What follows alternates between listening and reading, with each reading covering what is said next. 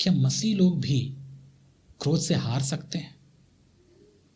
क्योंकि हम जब यीशु मसीह के जीवन को देखते हैं, यीशु मसीह कभी क्रोध से हारा हुआ इंसान नहीं था, क्रोध का मारा हुआ इंसान नहीं था। उसके दिल में हमेशा शांति थी।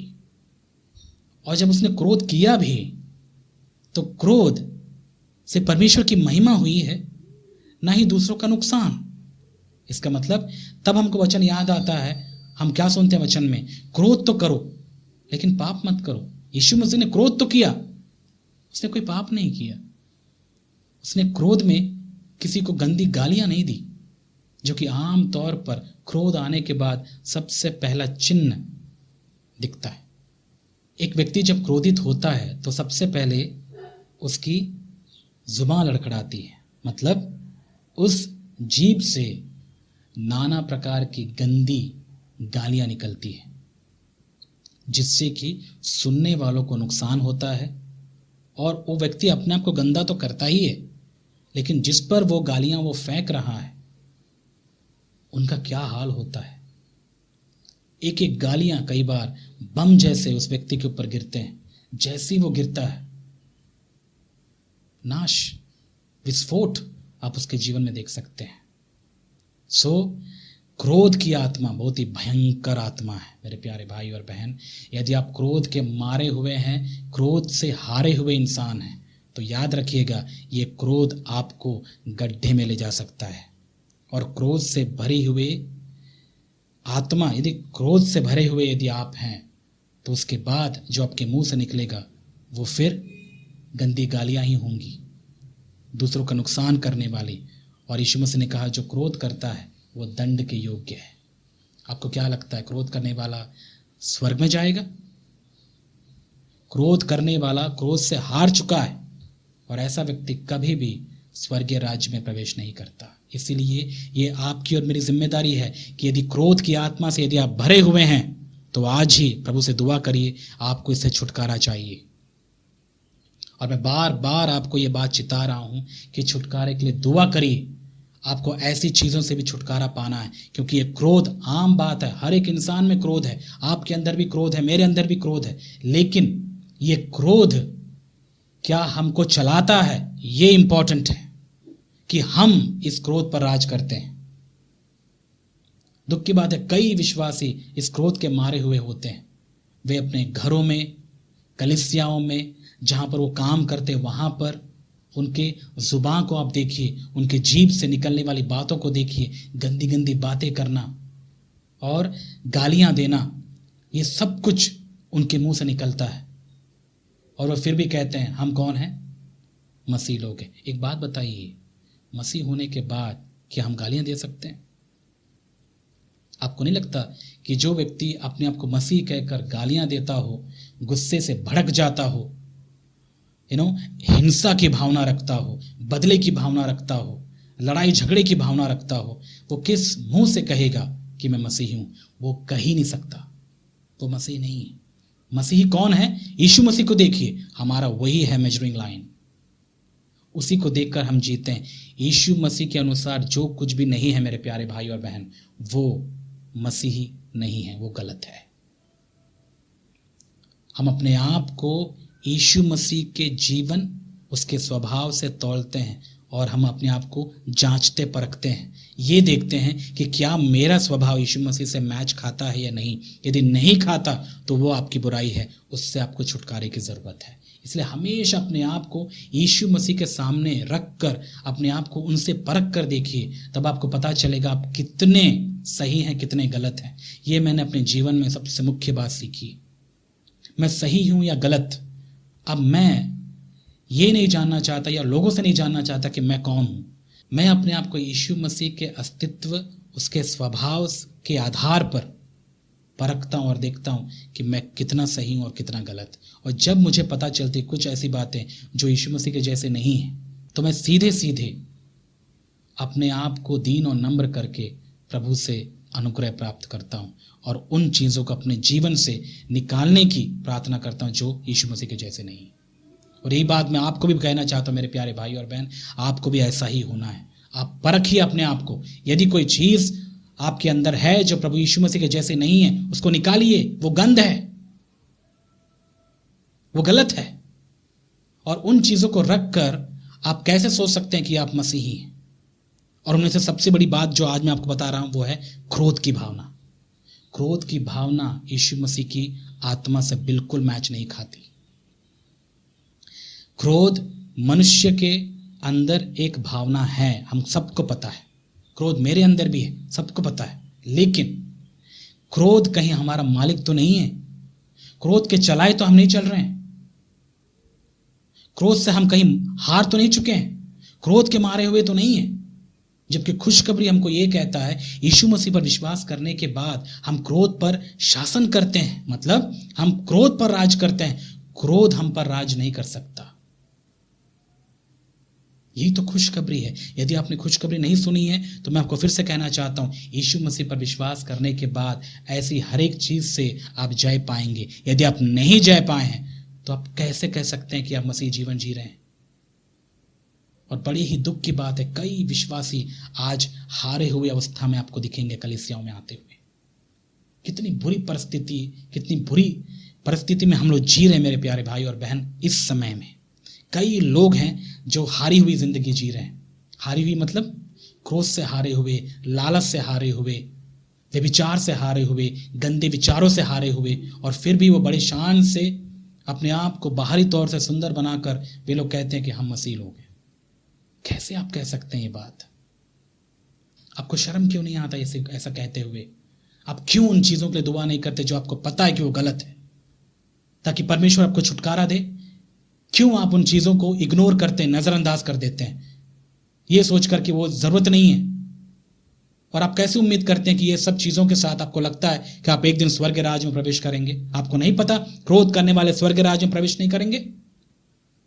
क्या आप नहीं जानते व्यभिचार करने वाला कभी स्वर्ग राज्य में प्रवेश नहीं करेगा? कई लोग व्यभिचार की आत्मा में आज गंदी गंदी चीजों को देखना, सुनना और गंदी बातें करना उनके स्वभाव में है, और उनको लगता है कि वे मसीही हैं और स्वर्ग जाएंगे। क्या लगता है आपको? स्वर्ग में व्यभिचारी जाने वाले हैं? आपको नहीं पता व्यभिचारी दंड पाएंगे परमेश्वर से?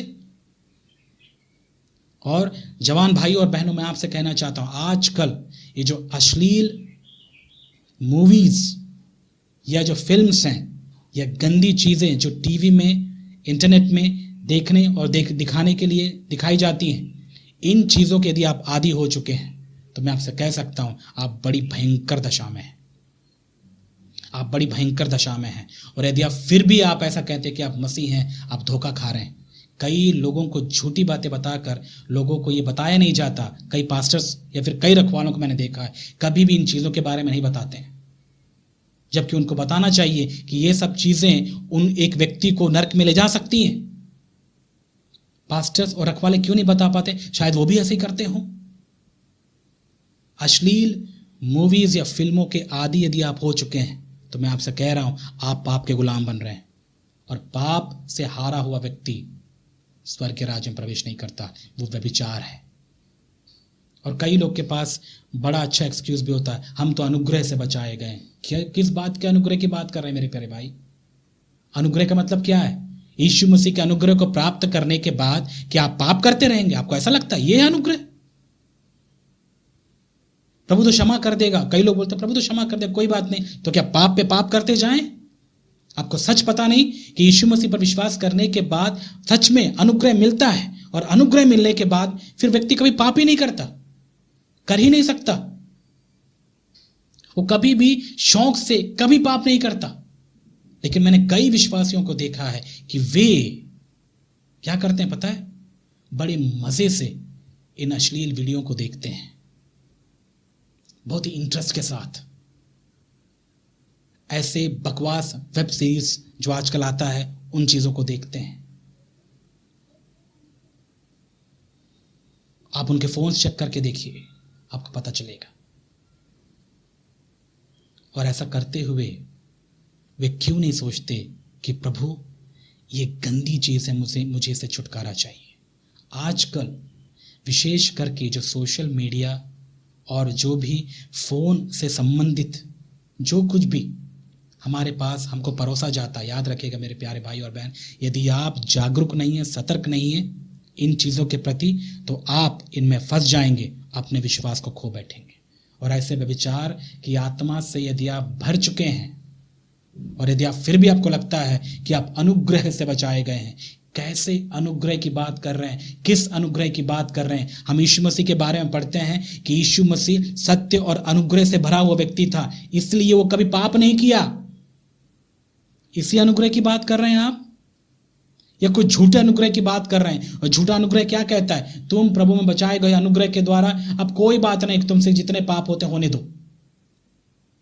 और ये झूठे सुसमाचार की वजह से ही आज कितने लोगों का जीवन बर्बाद हो जा रहा है। पाप में वे लोग गिरते चले जाते हैं, क्योंकि उनको पता है प्रभु क्षमा कर देगा।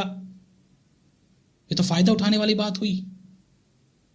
मैंने भी कई बार ऐसे रखवालों को देखा ऐसे शिक्षा देते हुए कि हम तो अनुग्रह से बचाए गए हैं, अब टेंशन लेने की जरूरत नहीं है। हाँ, वे विचार होता है, कई बार मैं देख लेता हूं, कोई बात नहीं, कुछ नहीं होता, प्रभु क्षमा कर देगा। ये लापरवाही है, ये गंदगी है। और यदि आप इसी विचारों से या ऐसे विचारों से जी रहे हैं मेरे प्यारे भाई और बहन, आप बड़ी भयंकर परिस्थिति में जी रहे हैं। आपको कोई बोले ना बोले, आप कहीं सुने ना सुने, यदि किसी प्रचारक ने आपको बताया नहीं है, किसी शिक्षक ने आपको बताया नहीं है कि ये पाप है, तो सुन लो, आज मैं आपसे कहना चाहता हूं कि ये पाप है। गंदे वीडियोस देखना, गंदी बातें सुनना, गंदे गाने सुनना, फिल्मी गाने सुनना, ये सब कुछ अपने दिमाग में रखना, ये सब कुछ पाप है। जिसके कान हो वो सुन ले। और यदि आपके प्रचारक आपको कहने अनुग्रह से बचाए गए हो, वे भी आपको धोखा दे रहे हैं, सुन लो, वे भी आपको धोखा दे रहे हैं। और ये जो अनुग्रह के नाम पे जो प्रचार करने वाले लोग हैं, सावधान। सच्चे अनुग्रह को प्राप्त करने के बाद फिर व्यक्ति कभी पाप नहीं करता। और ऐसा यदि कोई आपको प्रचार नहीं करता, झूठे हैं वे लोग, मत सुनिए आप उनकी। क्योंकि परमेश्वर का वचन कभी पाप को प्रमोट या प्रोत्साहित नहीं करता। अनुग्रह को प्राप्त करने के बाद कोई पाप नहीं करता, क्योंकि अनुग्रह एक ताकत है। अनुग्रह को प्राप्त करने के बाद एक ताकत मिलती है, और उस अनुग्रह से ही, परमेश्वर के अनुग्रह से ही आप पाप पर जयवंत होते हो। और यदि आप क्रोध से भरी हुई आत्मा में जी रहे हो, हारी हुई जिंदगी जी रहे हो, आप परेशान हो, इसका मतलब आप हार चुके हो, आप में अनुग्रह नहीं है। अनुग्रह प्राप्त करिए आप। अनुग्रह प्राप्त करने के बाद तब आप इस क्रोध से आप जय प्राप्त कर पाओगे। और अनुग्रह क्यों नहीं मिलता कई लोगों को? पता है क्यों नहीं मिलता? मैंने पहले भी आपको कहा है, कई लोग परमेश्वर से अनुग्रह आज के समय में प्राप्त नहीं कर पाते, अपने पापी जिंदगी को जीते रहते हैं, उसी गंदगी में पड़े हुए हैं। क्यों उनको अनुग्रह प्राप्त नहीं होता? और क्यों नहीं प्राप्त होता? क्योंकि बाइबल कहती है परमेश्वर अनुग्रह किसको देते हैं? दीन और नम्र को। घमंडियों को कभी नहीं देते। घमंडी वे जो ये मानने के लिए तैयार नहीं होते कि ये गलत है। बताइए आप कितने ईमानदार है अपने प्रति। जब परमेश्वर का आत्मा आपको बताता है कि तुम में ये गलत है, ये पाप है, कितना जल्दी स्वीकार करते हैं आप। कई ढीठ लोग होते हैं कलीसियाओं में जो स्वीकार नहीं करते हैं, एक्सक्यूज देते हैं। नहीं नहीं नहीं प्रभु, ऐसा हो गया था, वैसा हो गया था। किसको एक्सक्यूज दे रहे हैं आप? परमेश्वर को। इसका मतलब परमेश्वर पागल है? परमेश्वर पागल है? क्या कह रहे हैं आप? क्या एक्सक्यूज देते हैं आप? जब परमेश्वर की आत्मा ने आपको बता दिया ये गलत है तो गलत है, उसके बाद आप क्या कहना चाहते हैं? क्या जस्टिफाई कर रहे हैं आप? जस्टिफाई करने की कोई जरूरत नहीं। स्वीकार करिए कि ये सारी चीजें गलत हैं, और स्वीकार जब आप करेंगे वो दीनता और नम्रता के लक्षण है। कई बार दीन और नम्र लोगों को ऐसे ही आप पहचान सकते हैं, वे अपनी गलती को मानने में जरा भी देरी नहीं करते, झट से अपनी गलती मानते हैं, प्रभु के सामने दीन और नम्र हो जाते हैं। इसलिए परमेश्वर उनसे खुश हो जाता है और उनको अनुग्रह प्राप्त होता है। वे लोग अनुग्रह प्राप्त करते हैं और उस गंदगी से वे लोग छुटकारा प्राप्त करते हैं।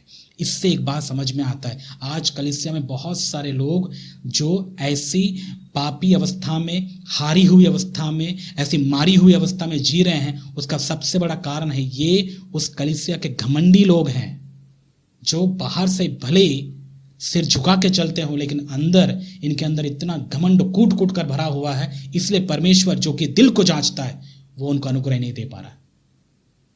जबकि परमेश्वर पक्षपाती नहीं है। परमेश्वर सबको अनुग्रह देना चाहते हैं, लेकिन क्या अनुग्रह पाने के योग्य हैं हम?